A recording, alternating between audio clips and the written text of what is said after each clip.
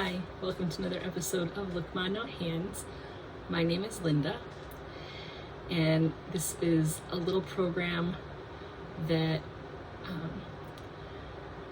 I put together to talk about my crochet, anything related to yarn, sometimes art and painting. I talk about what I'm wearing usually. Sometimes it's crochet, sometimes it's not. I talk about what I've been reading, what I've been watching on TV, streaming, and occasionally at the movies.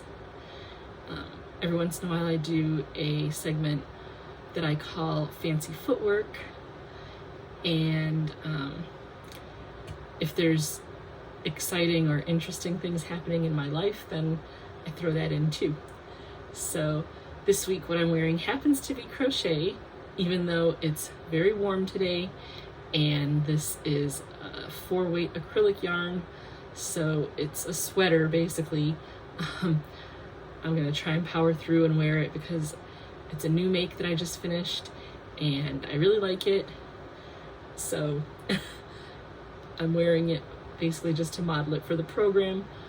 But I was, I guess you could say, inspired, or how you want to say, by the pattern for the Willow Square, which is what I consider to be kind of a fancier granny square. I've really liked the Willow Square for a long time.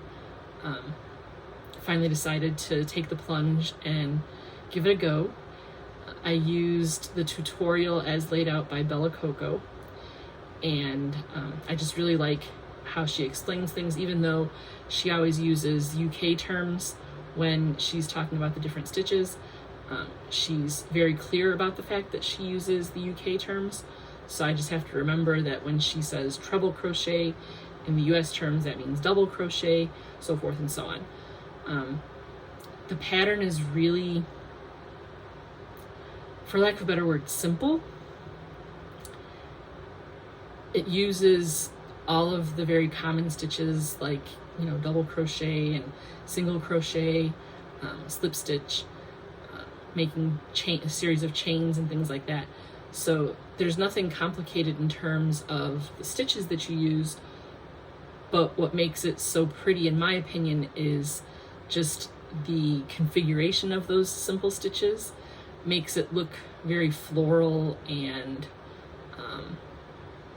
depending on like the color combination that you use, you can really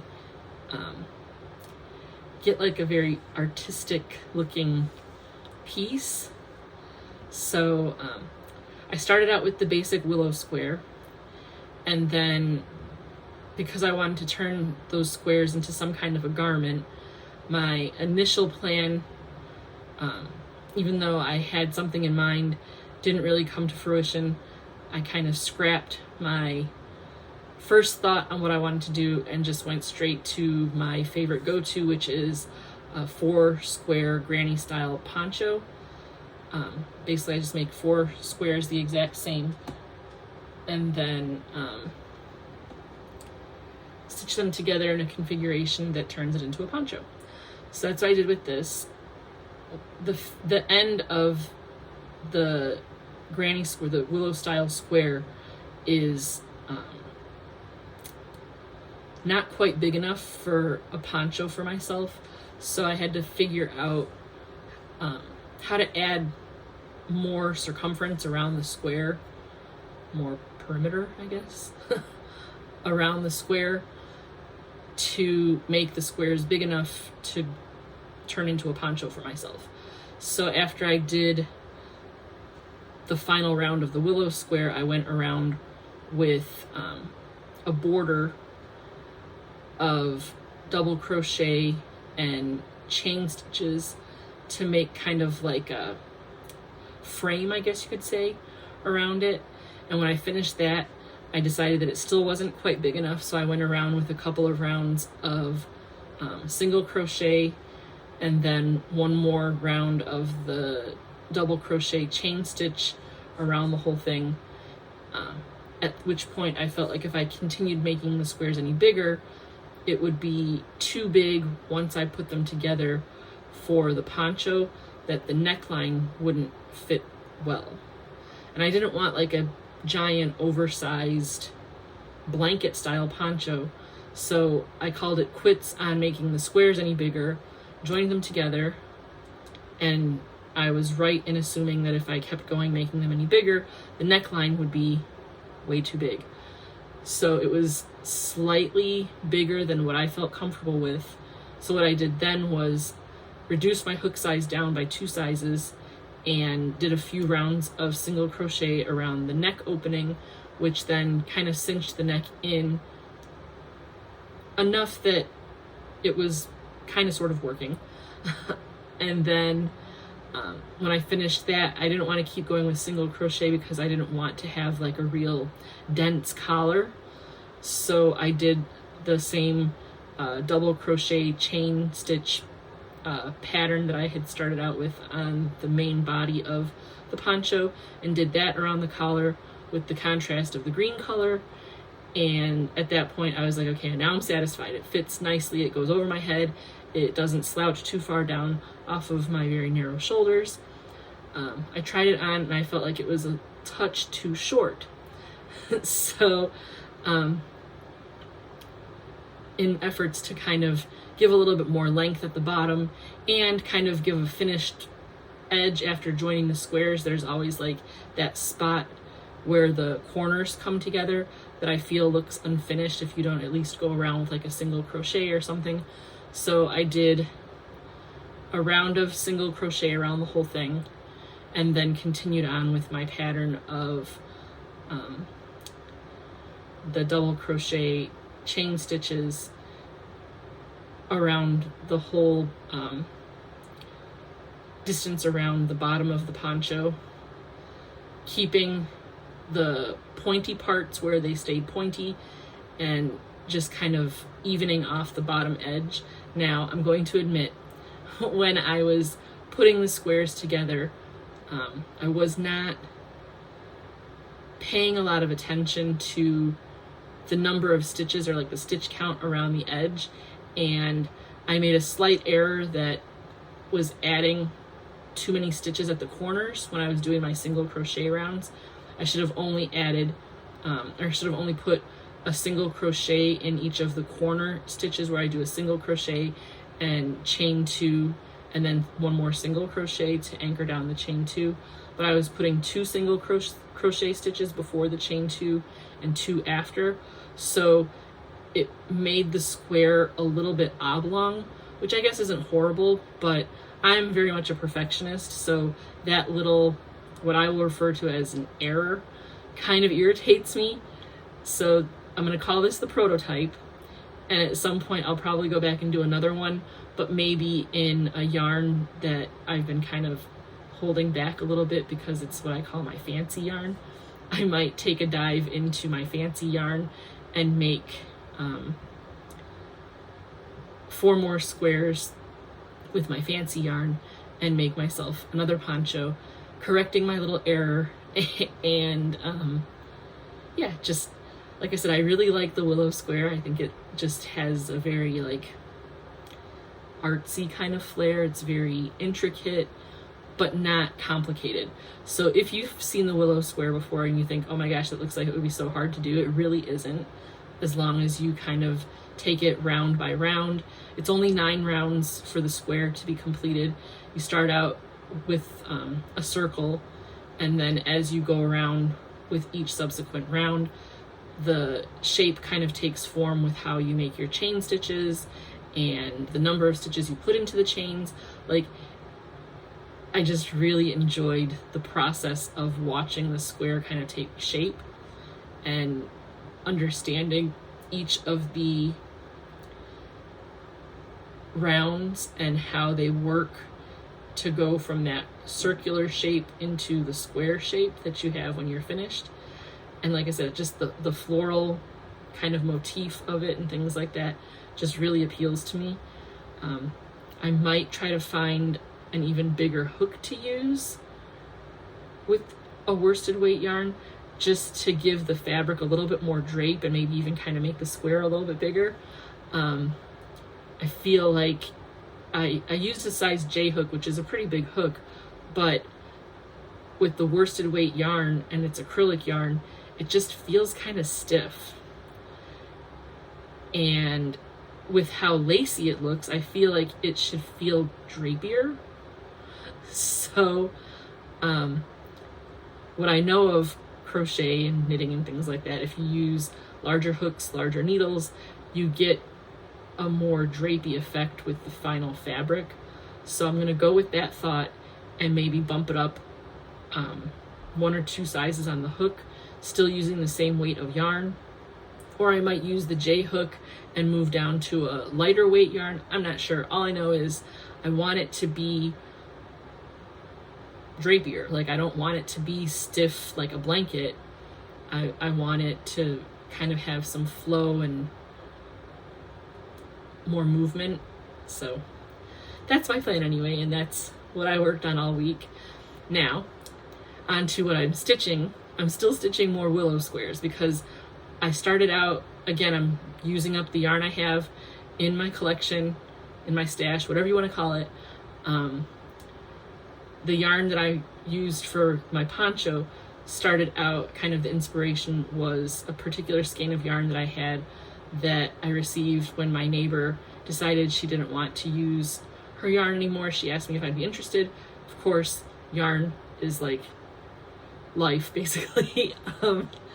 So I told her, sure, I would, I appreciate you thinking of me. So she brought it over, and it's been sitting, for a few months, since like the middle of May. And I like to kind of let the yarn that comes into the collection sit for a little while to, and for lack of a better way of saying, kind of like speak to me, kind of tell me what it should be. So when I was looking at this yarn, I don't typically use variegated yarn. It's not really my thing. But this particular skein was a Caron Jumbo ombre yarn, and it had the shade of purple in there, which purple, if you know, is my favorite color ever. So when I saw the purple in there, I thought, okay, I love that purple yarn. Like, it has, different kind of shades of purple because it's also got like tan and taupe colors in it. So as the color shifts, or as the skein moves through, the color kind of changes depending on how the purple is playing with the browns.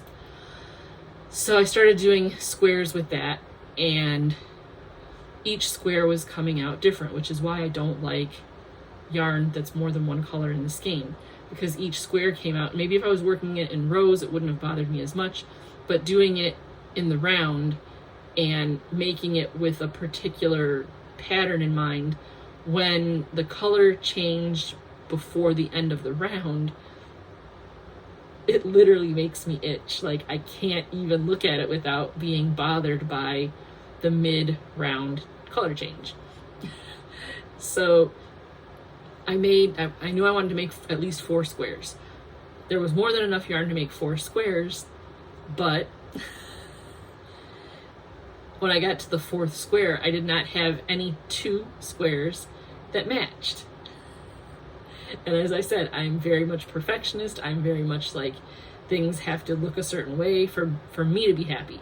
There was absolutely nothing wrong with any of the squares, other than the fact that the colors changed at times that I didn't want it to change. So I was like, well, keep working the skein of yarn and see if you get like 2 squares and 2 squares that match. Then I could do like front, back, side, side. I made a 5th square, and then I was like, well, those 2 kind of sort of match.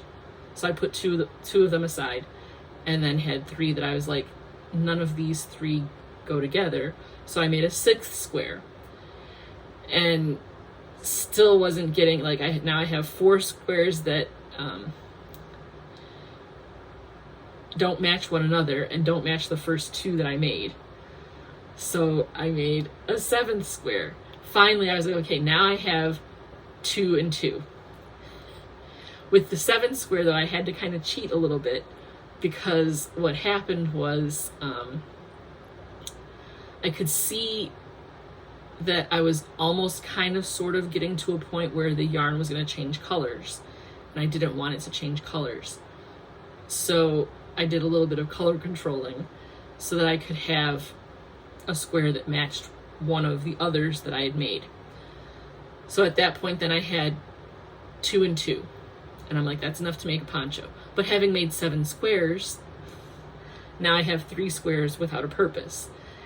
It wouldn't make sense to take them apart because they're perfectly fine, other than the fact that color-wise they don't match, and that makes me dissatisfied.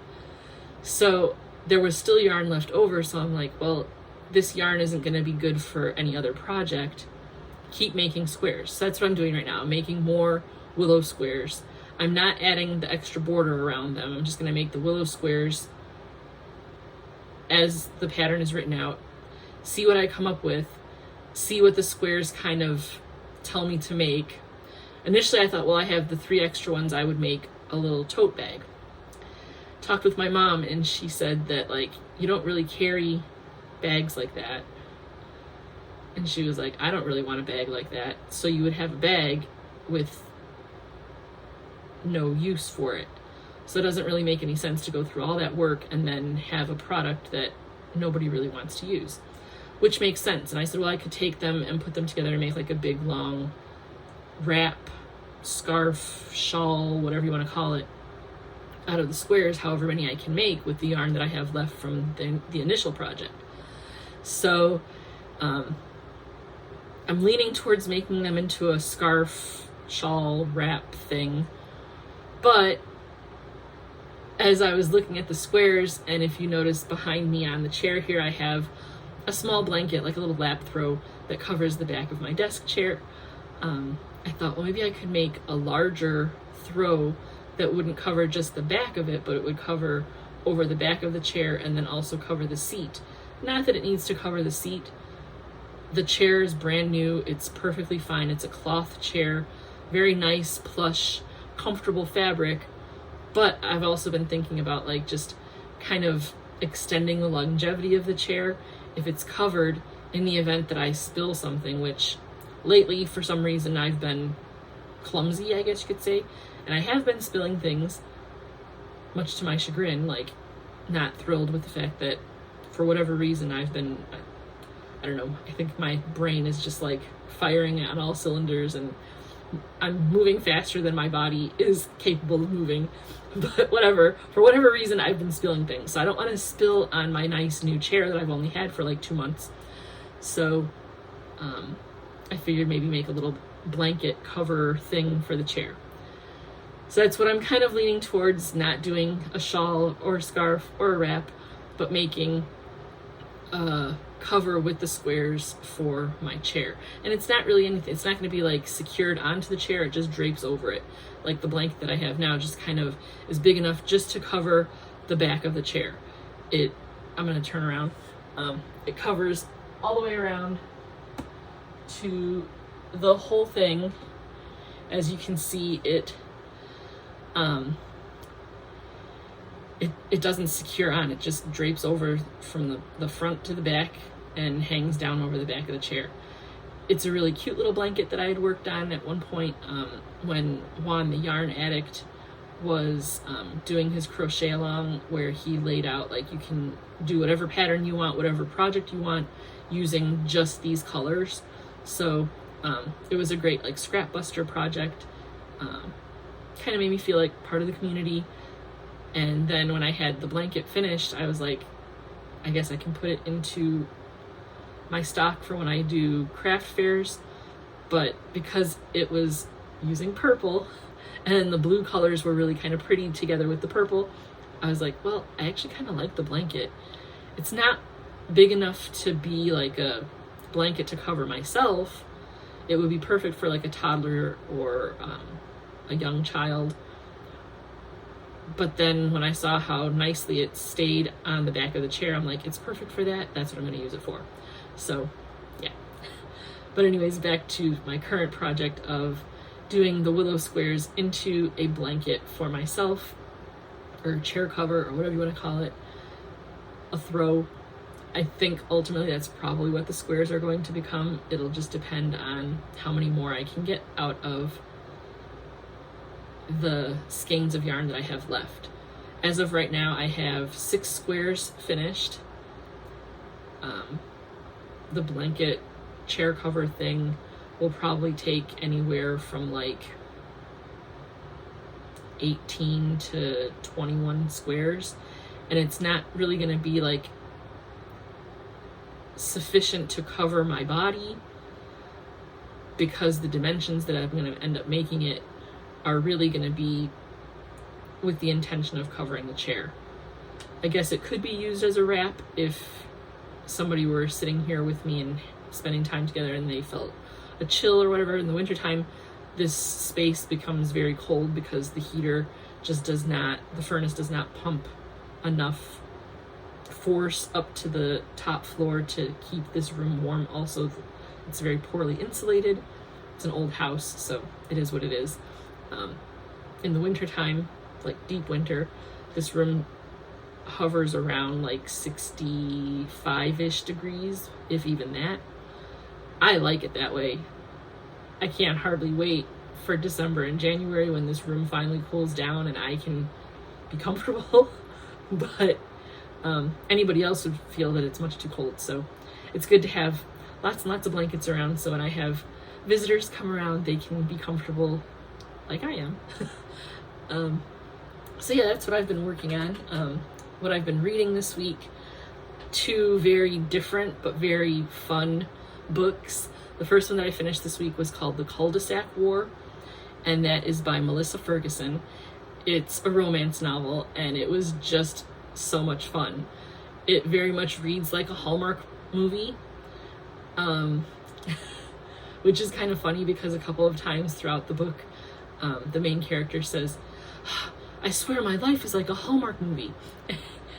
And it was just kind of funny that I'm reading the book and thinking like this would be like the perfect book to turn into a Hallmark movie.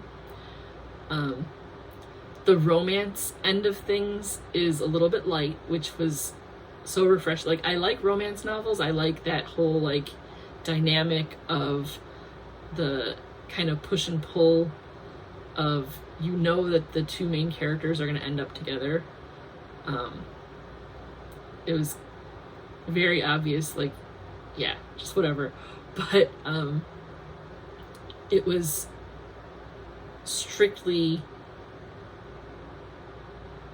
romance. It wasn't like open door love scenes, things like that. It was just a lot with the conflict of like the one character's kind of like self-sabotage. She feels bad that she's single, like she sees her best friend has like her family with like 6 kids, and like, where's that for her? So the premise of the story is that the main character, the female character whose name escapes me at the moment, is an actress in theater, and they're working on a production, and she's not one of the main characters in the production, but kind of one of the more minor characters. She loves being kind of a background character. She doesn't really want to be like the main one, so she's very happy where she's at. But as the production is coming to a close, the owner of the theater, benefactor, I don't know what you want to call him, decides that they're going to be downsizing. He's already laid off actors in like a secondary theater that he runs, and so they kind of have to fight for their spot on the roster. And she's fearful that she's going to end up losing her job, which would be a really bad thing because she just inherited stakes in her grandmother's home when her grandmother passed away, but she's like co-owner with someone who kind of worked for her grandmother, so they're friendly with one another, but they're not really friends. and the other person's kind of flaky and just, yeah, very crazy. Like, that part of the story was fun and interesting, how the housemate, I guess you would say, is so quirky, kind of weird. Her theater friends are all like interesting characters, like the characters that have like major anxiety over, oh my gosh, I'm gonna be unemployed, like what do I do? And her best friend that has all the kids is a fun character because she sees all of the places in the story where she's like, this is your problem, like here's how to fix it, and she's like, that is not my problem. I don't know what you're talking about. And her friend is like, yeah, you're way too close to the situation to see it, but you've got issues.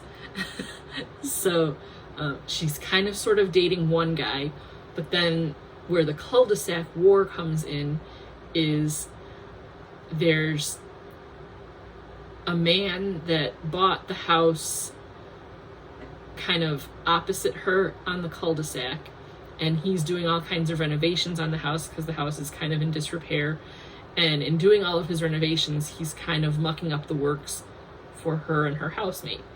He ends up destroying their plumbing, which then obviously puts a crimp in their day. They can't shower, they can't make coffee, like all these things.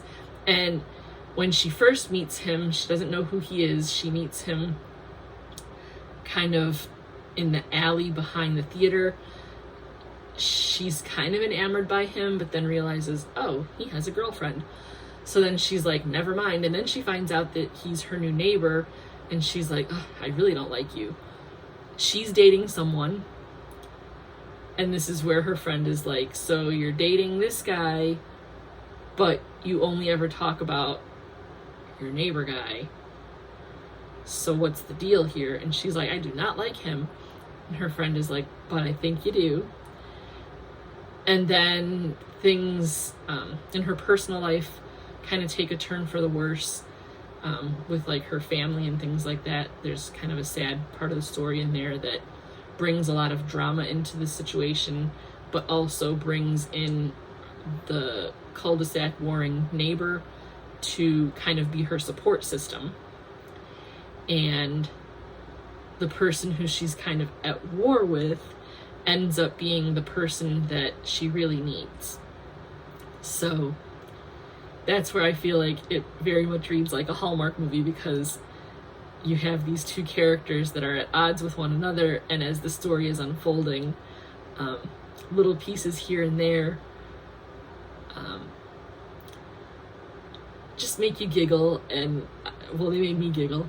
The dynamics with her mother and her stepfather and how they react to the neighbor guy, like all of it is very humorous, very lighthearted. Like I said, there is a part in the story that's a little bit heavy and quite sad, but all the other things, all the other elements of the story make that part bearable, and also kind of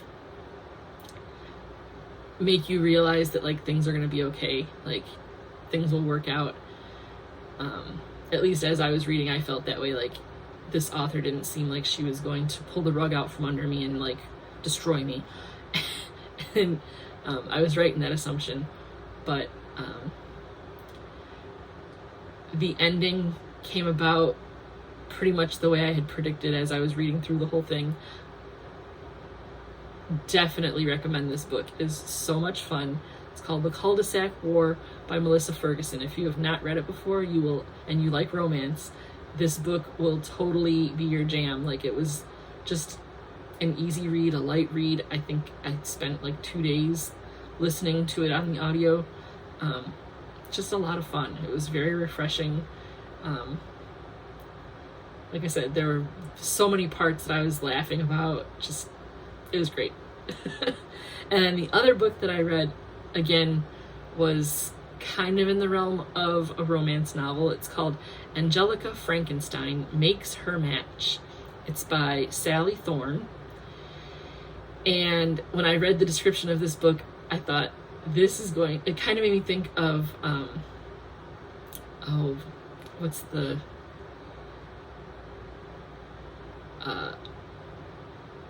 Enola Holmes, the kind of fan fiction Netflix show of Sherlock Holmes. Angelika Frankenstein is the younger sister to Dr. Victor Frankenstein. And Victor Frankenstein, as we know, is the story of like the mad scientist that makes the monster by resurrecting an individual from the dead. So they take that premise of that story, and poor Angelika is an orphan. Her big brother Victor takes care of her after their parents die. He's only just a few years older than she is, so he's like a young adult trying to raise his pre-adolescent little sister, and he kind of trains her to be like his apprentice in all of his crazy sciencey stuff. And so she grows up being considered very quirky and kind of shunned by the community because she's so strange. But how can you not be strange when your big brother is Victor Frankenstein doing all of these mad science experiments? And yeah, so the premise of the story is that Angelika is getting to be an age where either you get married or you're going to be considered like this spinster, unmarried, weird chick that like nobody knows what to do with. She doesn't really care for any of the suitors that her brother has picked for her. Anybody that comes her way of their own fruition, like, she's just not interested. And then some guys that do come around see her and think she is just way too weird to get involved with. So she's having a hard time finding a life partner. So Victor and Angelika come up with the idea that they could just make her a partner. And they go to the morgue and they pick out several individuals that they can puzzle piece together to make her a man. Yes, very weird story. So she's going through and picking out, like, I like those hands and I like that face. And then her brother kind of reminds her, like, you're looking for like a life partner, so make sure that he's suitable for, you know, creating offspring. So she's even like looking at man parts to make sure that she'll be satisfied with those. Not that she would know what is going to satisfy her, but she just goes by what she's read of what would be appealing.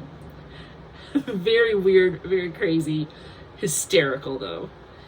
And they take several cadavers from the morgue to put together a man for her, and then Victor is making basically like his Frankenstein monster.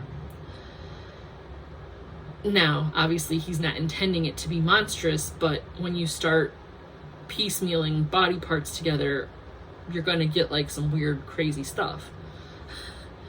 He's successful in raising his creature from the dead. Angelika also finds success in raising her individual. And so much crazy stuff happens after they both bring their creature back from the dead. Angelika falls madly in love with her creature, but he doesn't seem to be a willing participant in the madness, which obviously is not appealing to Angelika because she's looking to make herself a husband, basically. And they're trying to figure out like who he is, like what his identity was before he died, because he wants to know, like, okay, you raised me from the dead, but who am I?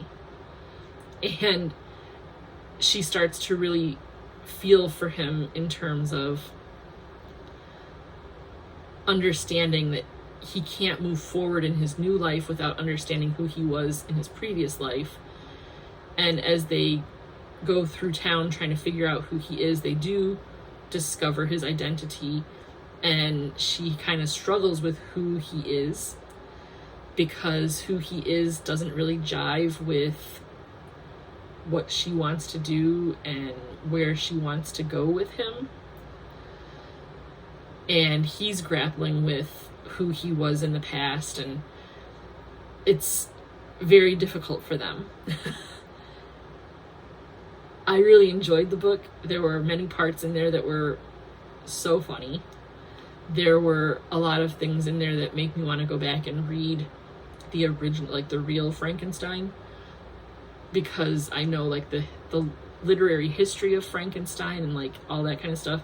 I never had to read it, but I want to read it just for like the literary value of what is Frankenstein, so that I can kind of compare how this author worked a lot of the themes from the original story into her story, because I do feel that there was a lot of, like, if you're just reading it for fun, okay, cool, but there was a lot of like deep topics in this kind of fluffy, silly book.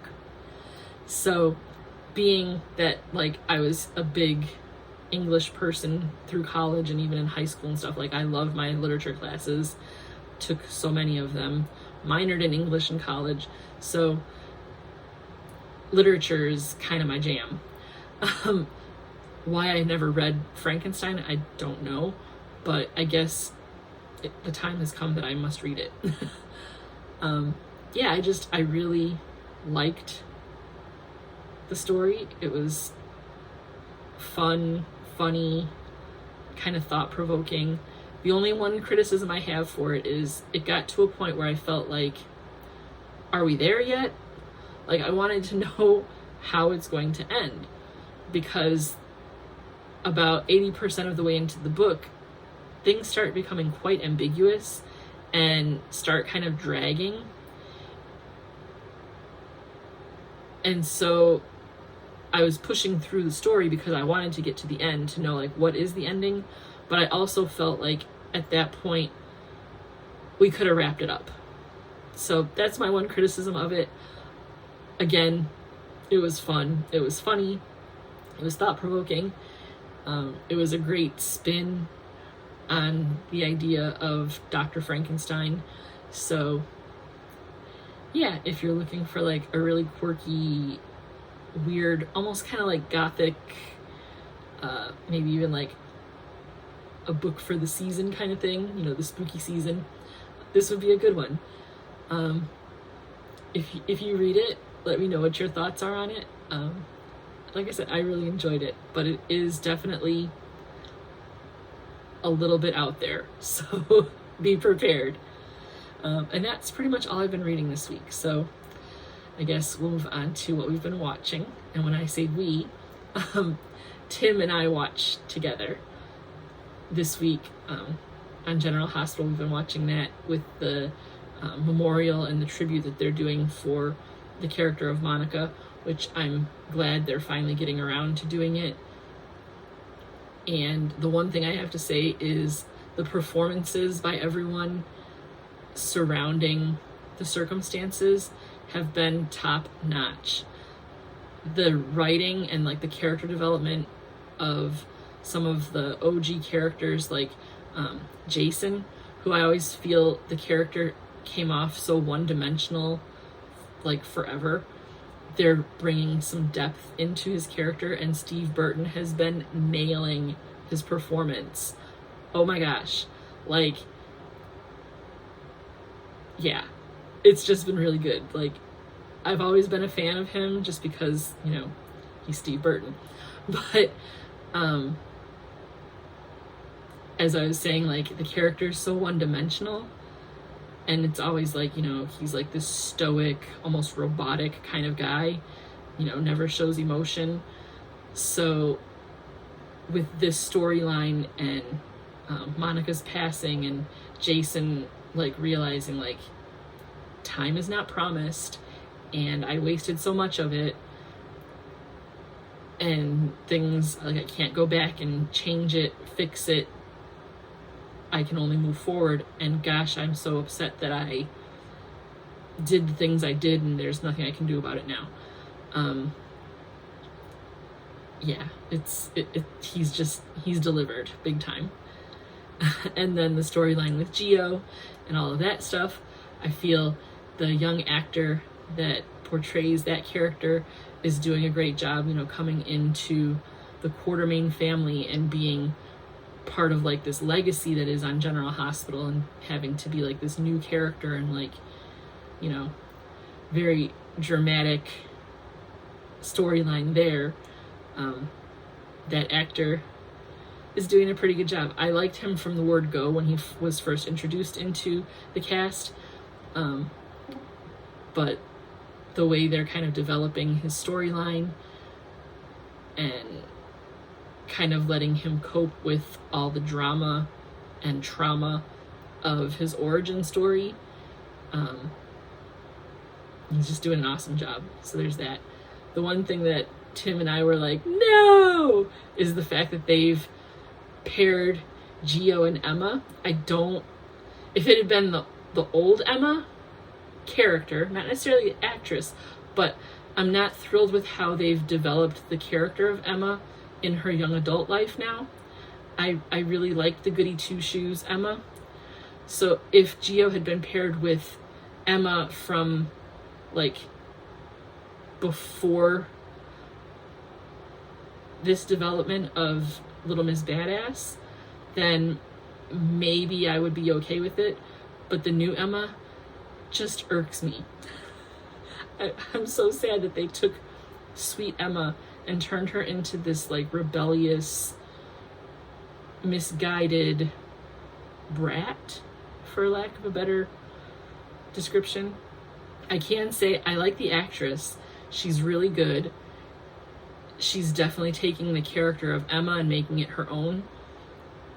I'm just so sad that she has to make it so unlikable.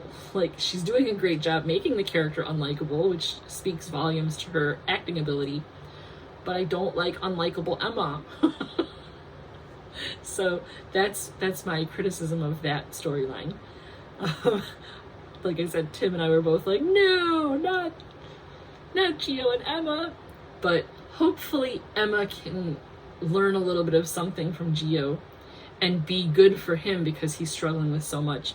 So hopefully their relationship will build into something that I can come to like. Otherwise, I'll just have to love to hate it, I guess. I don't know, but that's my take. If it's a hot take, I don't know, but that's my take on all of the Gio Emma stuff. So yeah. And then we've been watching Dancing with the Stars, which we're like so thrilled to be watching.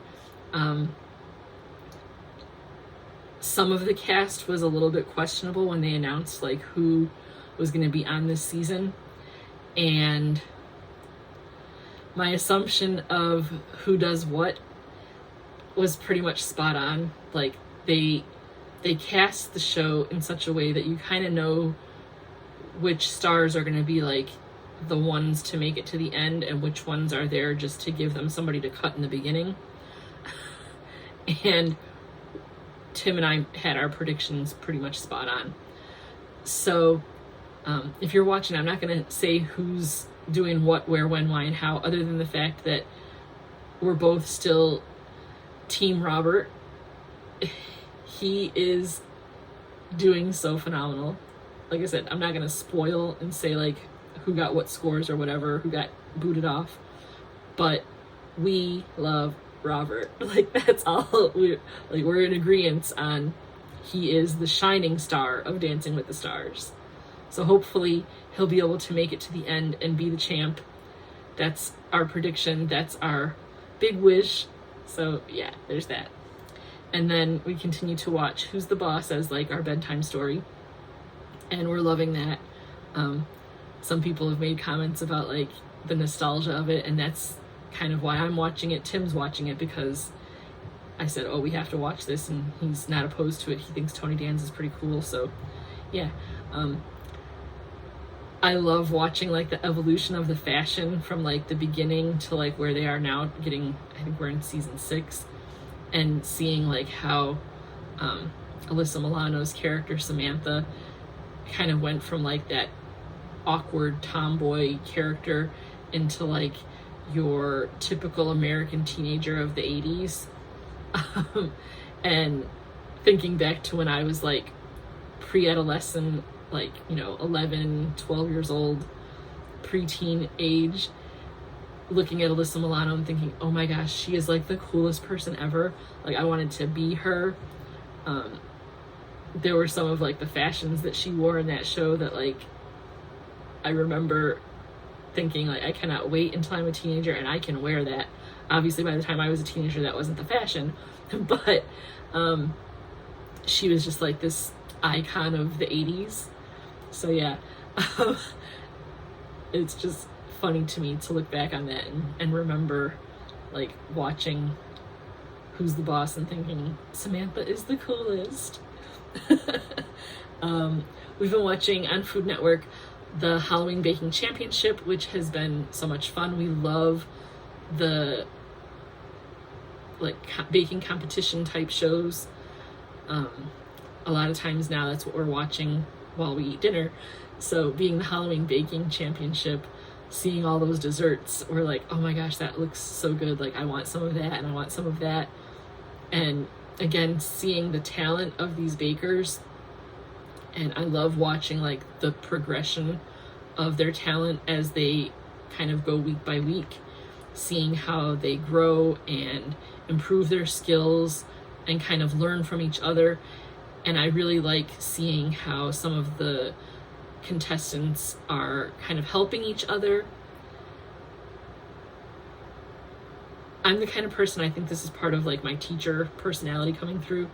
I like seeing competition where people are confident enough in their own skills that they can step out of their zone to lend a hand to somebody that might be struggling. It shows a great deal of character and confidence that you know that if you help them, it's not going to hurt you, and it's going to make the competition more exciting. Like, it makes me think like that person obviously realizes they're a strong competitor to be able to give up some of their time and their talent to help the other guy. So yeah, I've really been enjoying the baking championships, and I like all the hosts, and I like the host and all the judges. Like, it's just a fun show to watch. So if you haven't picked it up yet to take a look at it, I definitely recommend it. Again, I say like competition shows are a lot of fun. I like the competition type of shows where you have to actually have like a talent to bring to the show, because it just kind of elevates things and makes things more interesting, rather than just a show where you're like, I don't know, like The Bachelor is a fun show to watch, but like those people are fighting for a prize that, like, I don't know, just the competition shows where the prize is like a monetary prize awarded to the person with the best skills is something that I really enjoy watching. So I like all reality TV. It's all, you know, all of the craziness, but particularly the competition shows where there's judges of an actual talent or an actual skill. That's where it's at. And then on Prime Video, I've still been watching The Summer I Turned Pretty. I'm getting close to the end of season 2. Lots of drama in there, and I still maintain that it reminds me so much of Dawson's Creek and those kind of shows from like the late 90s, early 2000s, when I was in high school and like my young adult time period. Tim has said that his cousin hate watches it. She watches it and just feels like very I guess upset by all of what is happening, and I can totally see that. She's 23 years old, like watching it, like feeling very like, I just finished that time period of my life, and like, oh, these characters are making drama where there doesn't have to be drama. So it's kind of like how I remember watching Dawson's Creek and being annoyed with, you know, all of the goofiness that Dawson and Pacey and everybody kind of got into. So yeah. And then we also started watching The Good Omen on Prime Video, and that, again, what a quirky story, what a quirky plot line. I was interested in watching it when it first came out back in 2021, but for whatever reason never picked it up to start watching it, and I don't know why, but I'm glad I'm watching it now because, again, like I said, it's a strange show about like this demon spawn that's supposed to like bring on the end of the world, and you have two characters that are kind of like fallen angels. Like one is like the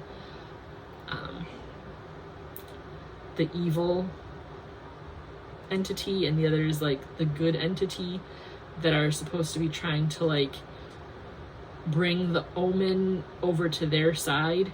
So they're kind of at odds with one another, but they're also kind of working together because there's a mishap with how the devil's son was brought into Earth. Crazy, but so much fun to watch. So if you have not had an opportunity to catch it and you have access to Prime Video, 100% recommend. At least for now anyway. We'll see. We're only like 2 or 3 episodes in to the series, but so far we're enjoying it. So there's that. And then when it comes to life stuff, I know last week I mentioned about my tooth and needing to make an appointment with the dentist. Still haven't done that. I know I need to just put on my big girl panties and do that. But it also reminded me of a story that I want to share, and this episode is getting so long. A story that I want to share about the word dentist and how it was a little bit of a misunderstanding when I was teaching. So I taught kindergarten for many years, and one morning when I was collecting homework from the kids and, you know, doing the morning routine of everybody arriving to class and getting settled in for the day, one of the little boys comes up to me and tells me that he's going to go camping with his church. They're going to have a camp out, and he was so excited. And I was listening and enjoying his excitement of, you know, it was going to be his first time camping and it's going to be so much fun. And I asked him, because I was interested, I asked the little boy, I said, "Oh, what church do you go to?" And this is, you're probably thinking, how does a church relate to dentist? I don't understand this connection, but you will in a minute. He looked at me and he said, "The Church of the Dentist." Right? I was like, oh, okay, cool. Completely perplexed. Like, I had no idea what he was talking about.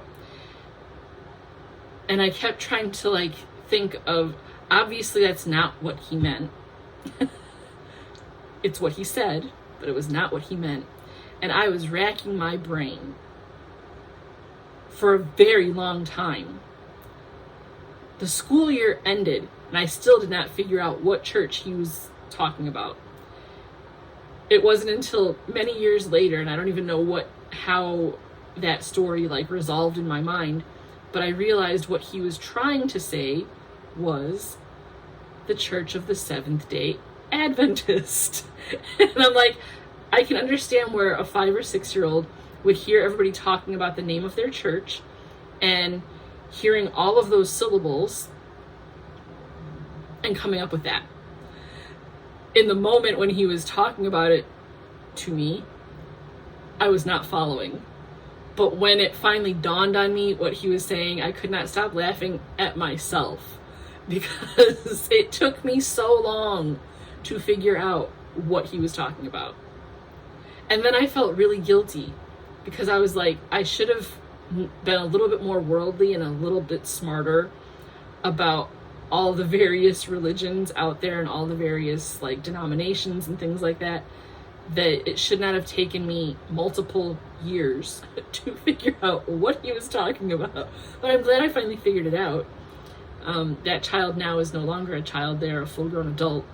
And if they ever knew that I have this story in my back pocket of stories that I need to write down as a kindergarten teacher telling stories, he would probably be mortified. So yeah, that's just one of my many fun tales from being a kindergarten teacher. I have a lot of them, so as they come to me, I'll share. But other life happenings, we are still harvesting things from the garden. We always have an abundance of tomatoes. I don't really care to eat tomatoes. You don't have to plant a lot of tomato plants to get an abundance of tomatoes. We have maybe 8 or 10 plants out there. My dad helps us plant the garden. Why he plants so many tomato plants, I'll never understand, being that he knows that tomatoes are not my favorite. I think part of it is because tomatoes grow so well in our garden. I wish cucumbers would grow well, or bell peppers. I wish those would grow well, but we get tomatoes. So this weekend we're making a big pot of spaghetti sauce. Now, I can enjoy spaghetti sauce. That's probably about one of the only ways that I will eat tomatoes.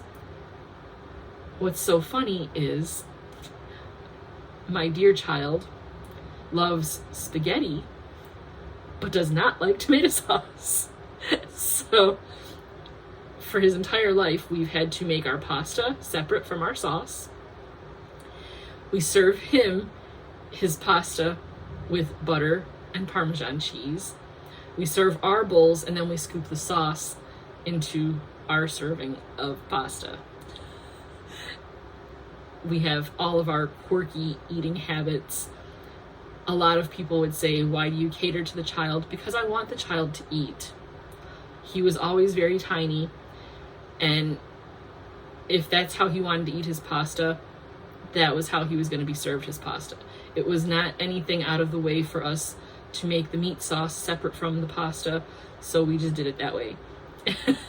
And it's worked that way for us for the last 20 years, so we just keep doing it. We try to convince him, like, he's starting to get a little better now as he's entering into adulthood, we always had the 1-bite rule.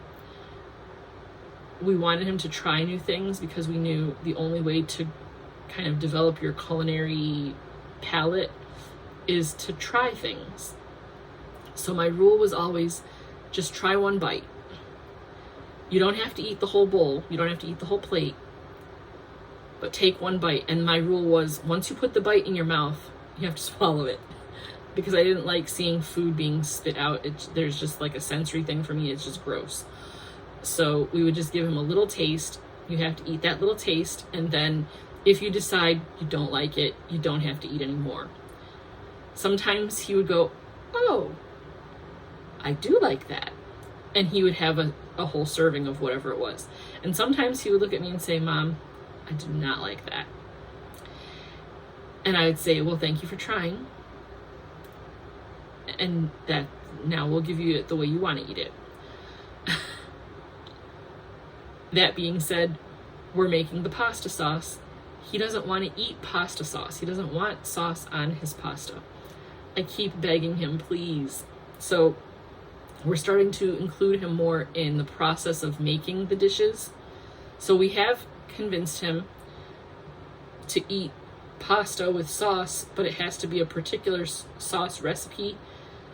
He won't eat like a jar of like ragu pasta sauce, which I think is so funny because most kids love SpaghettiOs and ragu pasta sauce and all that kind of stuff. I guess I have like the snobby kid. He only eats it if it's like from scratch.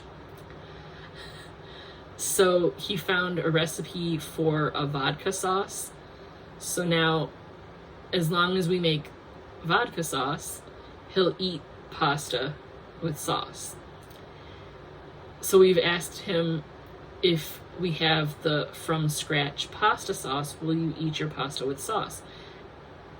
His answer was, no, I only like the vodka sauce. So I said, well, what if we use our homemade pasta sauce to make your vodka sauce recipe? He says maybe he'll eat it like that. So now we have to go through like a double process of making pasta sauce and then turning it into his vodka sauce. Whatever. I mean, if that's what it's going to take to get him to eat it, I guess that's what we're doing. So that's what's going on in life right now. And yeah, if this is your first time watching an episode of Look Ma No Hands, you're probably like, wow, woman, you talk a lot. And you would not be wrong. That's always been something that I've been told, is I can talk a blue streak. So this week I've had a lot to talk about in terms of my feelings about the books and shows and things that I've been watching. I'm a little long-winded this year, or this week I should say, and this year. I just talk a lot. If that's not your jam, thanks for stopping by, and I guess it is what it is. If you are a returning viewer, thanks for coming back and putting up with my long-windedness. Be sure to hit that subscribe button if you're not already subscribed. Give it a like, just to help the algorithm kick out my videos. As I've said, I do pay attention to the analytics, and my view count is pretty consistent, but the impressions are kind of up and down. Some weeks the video's getting pumped out pretty good, and some weeks not so much. So I definitely need the engagement. In order to continue to grow the channel, I will continue making videos regardless of whether my numbers go up. I'm enjoying putting my thoughts out into the world. Like I said, I love to talk. So it's been fun just kind of making the videos. I'm trying to improve things as I go along. Yeah, I don't know. Go ahead and let me know if little changes here and there that I've been making have appealed to you. If there's something that I did in the beginning that I'm not doing now that you'd like to see me start up with again, put that in the comments. If there are things that you can think of that you'd like to see in the future, let me know that too. If there are books that you've read that you want to hear my thoughts on, let me know what those books are, and I'll see if I can get a hold of those. I typically don't buy my books. I go through the library, so I'm kind of at the mercy of what books my library carries and what books I can get through interlibrary loan. I am a huge proponent of using the public library. Public libraries are basically a life force of the community. So if you're an avid reader, if you have to have the book in your personal collection, go out and buy it. But if you're like me and you like to read a lot, if I bought every book that I've read so far this year even, I would probably have to buy a bigger house to put all of those books. You can see I have bookshelves behind me that have books on them. I have books stashed in all kinds of crazy places, in closets, under the bed. Like, yeah, I have books. At some point, I'll probably be weeding through some of those books and donating them to schools or to the Veterans Hospital or various places that I feel the books would be appropriate homes for. But like I said, I practically live, I call the library like my second home, because of how frequently I go there, particularly in like the months of the year where being outside is less than suitable. Sometimes you just got to get out of the house, and one of the best places in my opinion to go is the library, because all the resources there are free to use. Some of them you can use them in the library itself without having to check them out, take them home. I mean, heck, you can go read the book in the library. If you don't have a library card, you can sit in the library and read a book. It's a nice place to hang out, in my opinion. I like the peacefulness of the library. But yeah, you don't have to purchase every book that you read. You can borrow them from the library, and then it just opens up a whole world of books that you don't have to worry about having all the things in your house, which is something that I'm trying really hard to learn, to not be such a collector of things. So with that, I hope I haven't been too boring with being like double the length of my usual episodes. Again, I say subscribe, hit that like button, and I will see you next week. Have a good one.